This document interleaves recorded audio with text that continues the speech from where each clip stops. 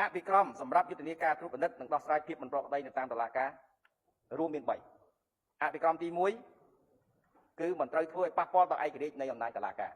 ហើយសូមបញ្ជាក់អភិក្រមនេះឲ្យជាពិសេសសម្រាប់បងប្អូនអ្នកសារព័ត៌មានដែលត្រៀមសំណួរតាក់ទងកន្លែងនេះសូមបញ្ជាក់អភិក្រមនេះឲ្យ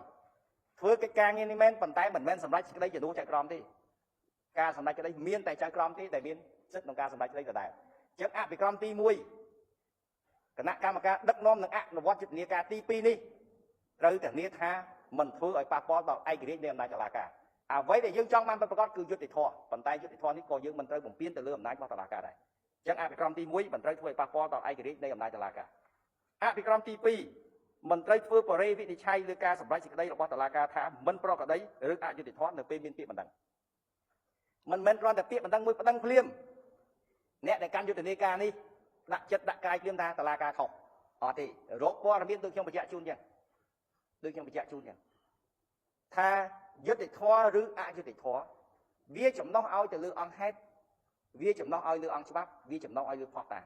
អង្គហេតុអង្គច្បាប់និងផុសតាងដែលពេញលេញគ្រប់គ្រាន់ទើបអាចកំណត់ថាតើយុត្តិធម៌នៅកន្លែងណាយុត្តិធម៌នៅកន្លែងណាការពិតវានៅកន្លែងណាពិតប្រាកដនៅកន្លែងណាឯអភិក្រមទី3គឺត្រូវអនុវត្តប្រកបដោយតម្លាភាពច្បាស់លាស់ភាពត្រឹមត្រូវនិងយុត្តិធម៌ខ្ញុំនឹងបញ្ជាក់កន្លែងនេះអ្នកកាន់យុទ្ធនាការទាំងពីរត្រូវមានការទទួលខុសត្រូវ